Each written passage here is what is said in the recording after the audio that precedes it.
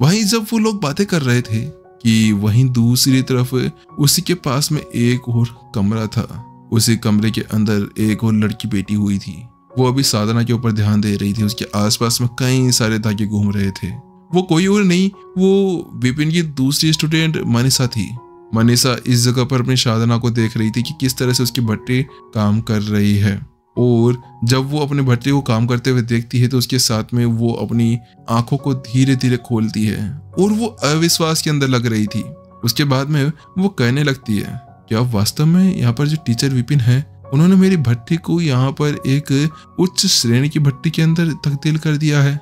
लेकिन ये देखने से तो ऐसा ही लग रहा है, आखिरकार क्या वास्तव में यहाँ पर जो टीचर विपिन हो मेरी सहायता करना चाहते थे।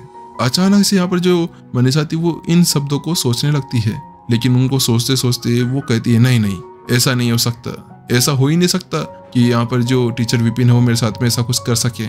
आखिरकार वो बहुत ज्यादा बुरे हैं, उन्होंने मेरे साथ में जो कुछ भी किया था ना, मैं उसका बदला जरूर लूंगी। जो मनीषा थी वो गुस्से के अंदर अपनी मुट्ठियां बीसती है और कहती है, क्योंकि अब उसे यहाँ पर याद आता है कि जब वो यहाँ पर इस अकेडमी के अंदर आ रही थी तो गेट के ऊपर किस तरह से उसके साथ में शर्त लगाई गई और उसके शर्त के अंदर उसके सबसे ज्यादा कीमती पत्थर को वहां पर तोड़ दिया गया था, जो ब्लड स्टोन था, और उसको धोखा देते हुए उसके हाथों से उसका जो दावली था उसको भी ले लिया गया था। इसी वजह से जो मनीषा थी वो बहुत ज्यादा गुस्से के अंदर लग रही थी। लेकिन इस जगह पर जब मनीषा गुस्से के अंदर थी कि उसी बीच अचानक से उसको कुछ याद आता है, ये मेरी आंख पे यहाँ पर जो दाव ने मेरे ऊपर ये निशान छोड़ा है ना, उसकी वजह से मैं उसको छोड़ने वाली नहीं हूँ। कितना बड़ा गद्दार है वो घोड़ा, उसको मैंने खिलाया पिलाया बड़ा किया और अब वो यहाँ पर मेरे को छोड़कर दूसरे के पास में चला गया है। आखिरकार मैं यहाँ पर उसको कितने ज्यादा महंगा में खरीदा था। वहां पर जो मनीषा थी वो रोते हुए अपनी आंख को पकड़ते हुए कहती है, क्योंकि बात कुछ ऐसी थी कि मनीषा के पापा ने उसको यहाँ पर वो जो घोड़ा था वो 3 लाख से ज्यादा अधिक सोर्स कॉइन के अंदर खरीद के उसके दिया था। इसी वजह से उसको बड़ा दुख हो रहा था कि उसके हाथ के अंदर से वो घोड़ा निकल गया था। वो यहाँ पर गुस्से के अंदर कहती है, मैं यहाँ पर विपिन को छोड़ने वाली नहीं हूँ, उसकी वजह से मेरे साथ में इतना सब कुछ हुआ, मेरी बेइज्जती की गई है, मैं उसे यहाँ पर बिल्कुल भी माफ नहीं करूंगी। मैं पिताजी को इसके बारे में बताऊंगी, अगर पिताजी को इसके बारे में पता चलता है उसके बाद में वो उसको नहीं छोड़ने वाले हैं। वहां पर जो मनीषा थी वो अपनी आंखों के अंदर जल्दी ज्वाला तो लेते हुए वहां पर कहने लगती है, क्योंकि वास्तव में इस जगह पर मनीषा को बहुत ज्यादा गुस्सा आ रहा था। मनीषा की यहाँ पर ऐसी इच्छा हो रही थी कि वो विपिन को अभी यहाँ पर जान से मार डाले, और इतना कहते हुए जल्द ही उसके दिमाग के अंदर घोड़े दौड़ना शुरू हो जाते हैं। वो यहाँ पर शैतानी घोड़े थे। उसके साथ में वो कहती है, क्योंकि ऐसी बात है, विपिन ने मेरे साथ में इतना बुरा किया है ना, मैं आज उन्हें यहाँ पर छोड़ने वाली नहीं हूँ। मैं यहाँ पर सब कुछ बताऊंगी, कैसे यहाँ पर ऐसा सब कुछ हुआ। इतना कहने के साथ में उसके पास में जो उसका बटलर था वो उससे कहती है, आप इधर आइए, पिताजी को जाइए और ये बताइए कि मेरे साथ में क्या क्या हुआ। उन्हें ये बताइएगा कि कैसे विपिन ने मेरे हाथों के अंदर से दाव को छीन लिया है, कैसे उसने मुझे मारा है, कैसे उसने मुझे यहाँ पर बहुत ज्यादा बुरी तरह से परेशान कर रखा है। यही सभी बातें तुम्हें वहां पर जाकर कहनी होगी। जो यहाँ पर मनीषा थी वो अपनी उन सभी लाइंस को चेंज कर देती है। वो अपनी एक स्टोरी बना रही थी जिसके साथ में ही जो विपिन था वो उसको फंसा सके। इसके बाद सुनने के साथ में जो उसका बटलर था वो भी वहां पर उससे कहता है, ठीक है, जरूर मालकिन, आप चिंता ना करें, मैं जल्द ही यहाँ पर जो हमारे पेट्रियार्क है उनके बारे में इसको बता दूंगा। उसी बीच जब यहाँ पर वो दोनों बातें कर रहे थे कि उसी बीच यहाँ पर जो ल्यू परिवार था, मनीषा का परिवार, उसके अंदर ये संपत्ति थी, जो घर थे उनका सीन दिखाया जाता है। वो जो घर थे वो बहुत ज्यादा बड़े थे। एक आंगन था जिसके आसपास में कई सारे घर थे और बाहर की तरफ एक बड़ा सा गेट लगा हुआ था। आखिरकार बड़ा कैसे नहीं हो, वो वाइक रोड सिटी का एक महान परिवारों में से एक था। तो इसी वजह से ये जो संपत्ति थी, ये जो आसपास का पूरा एरिया था, ये बहुत ज्यादा बड़ा था। वहीं अचानक से वहां पर एक आवाज सुनाई देती है, क्या कह रहे हो तुम सच कह रहे हो। जैसे ये आवाज सुनाई देती है कि अचानक से आसमान में बिजलियां चमकने लगती है।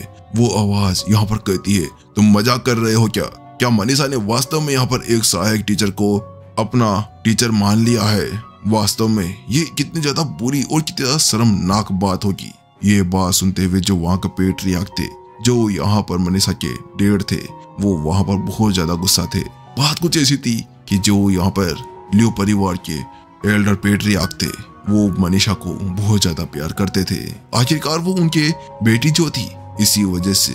और ये सोचना कि वास्तव में उनकी जो बेटी है वो यहाँ पर एक सहायक टीचर की एक स्टूडेंट बन गई है, ये कैसे हो सकता है? आखिरकार यहाँ पर जो प्रिंसिपल गजानन थे वो ऐसा कैसे कर सकते हैं?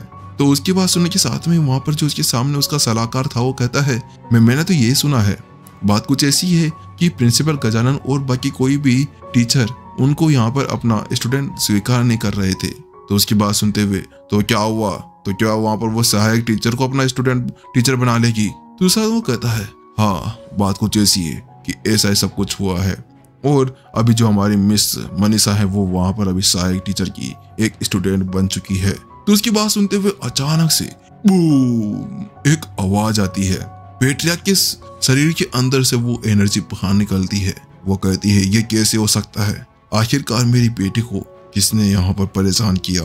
आखिरकार किसकी इतनी हिम्मत हो गई कि उसको यहाँ पर एक सहायक टीचर की ही स्टूडेंट बना दिया गया? वो उसके लिए कितनी ज्यादा बुरी बात है, और हमारे लिए तो और ज्यादा शर्मनाक बात हो गई है।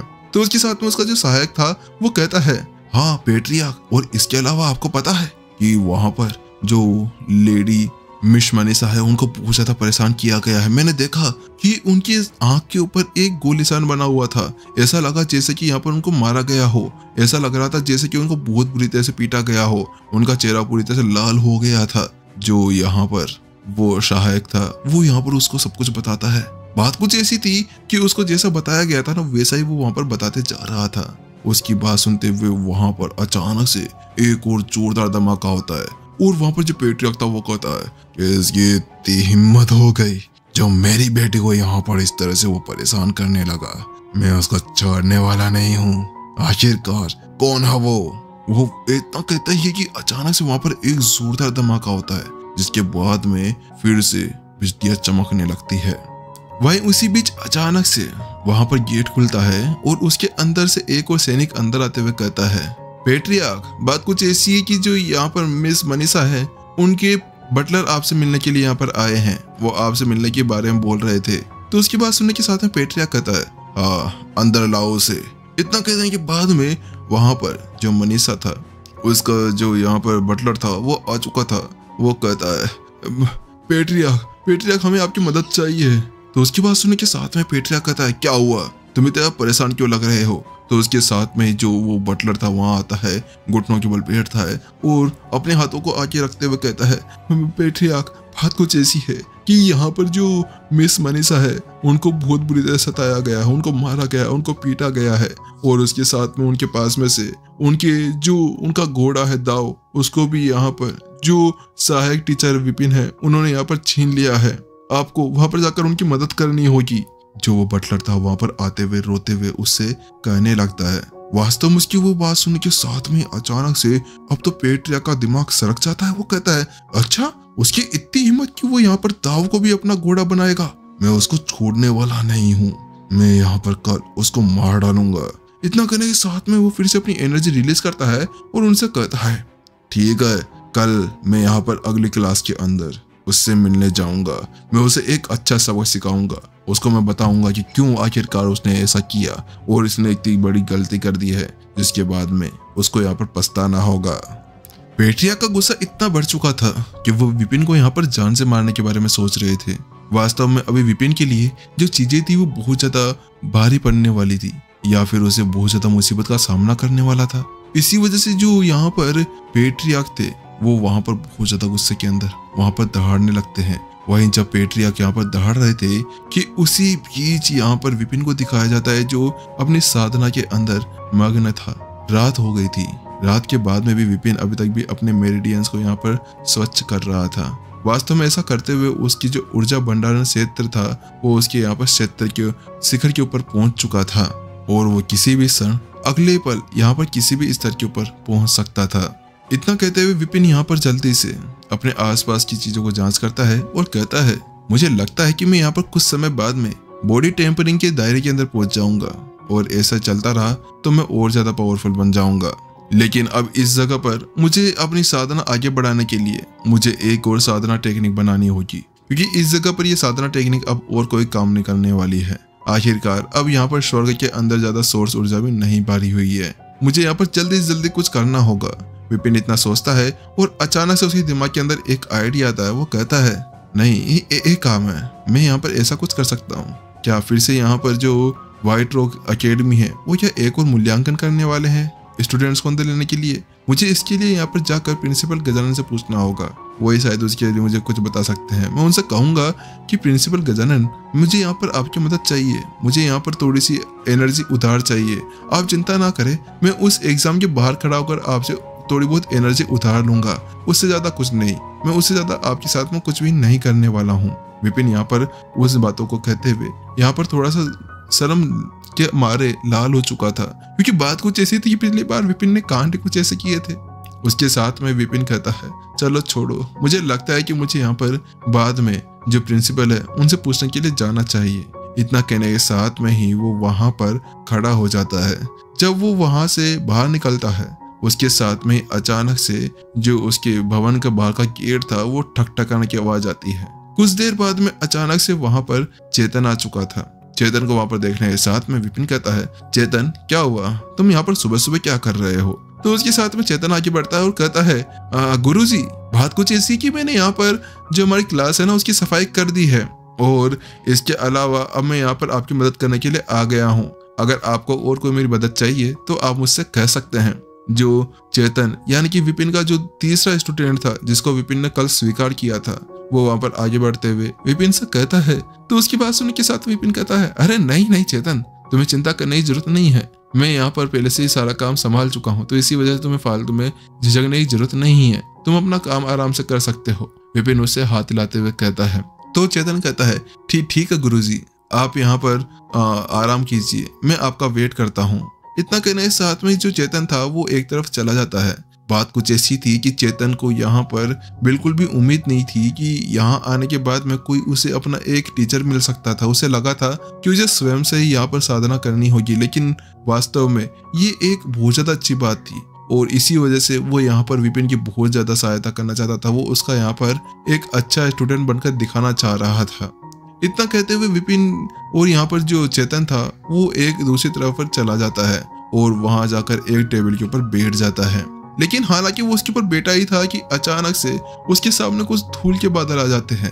उसको देखते हुए जल्द ही उसकी आंखें एक तरफ चली जाती है। जैसे वो उस तरफ देखता ही है कि वहां पर ये क्या है। उसी बीच अचानक से यहाँ पर जो चेतन था वो अपनी जगह पर उछल पड़ता है और उछलते हुए वो वापस से अपनी उसी टेबल के ऊपर आकर बैठ जाता है। उसके साथ में वो देखता है, वो पाता है कि वहां पर एक घोड़ा था जो अपने मुंह के अंदर झाड़ू पकड़कर वहां पर अभी झाड़ू लगा रहा था। और अगले पल यहाँ पर वो तो कुछ ही नहीं था कि अगले पल यहाँ पर वो जो घोड़ा था वो अपने झाड़ू को अपने आगे वाले खुर के ऊपर रखता है और उसके साथ में वो यहाँ पर अपने दांत दिखाते हुए चेतन को ऐसे कहता है जैसे कि यहाँ पर वो उसको हेलो कह रहा हो। उसको ऐसा करते हुए देखकर चेतन का पूरी तरह से माइंड हिल जाता है। वो कहता है गुरुजी, आप क्या मुझसे ये कहना चाह रहे थे कि आप अभी यहाँ पर एक घोड़े के साथ में मिलकर अपने सारे कामों को संभाल रहे हैं? ये वास्तव में यहाँ पर चेतन को हिला देने वाली बात लग रही थी कि एक घोड़ा उसके टीचर की यहाँ पर आंगन की सफाई कर रहा था। और इसके साथ में एपिसोड यहीं पर ही खत्म हो जाता है। चलिए जल्दी नेक्स्ट एपिसोड के अंदर बिना किसी सस्पेंस के, क्योंकि सस्पेंस हमें अच्छा नहीं लगता है, इसी वजह से बंदे मर जाएंगे इसी वजह से।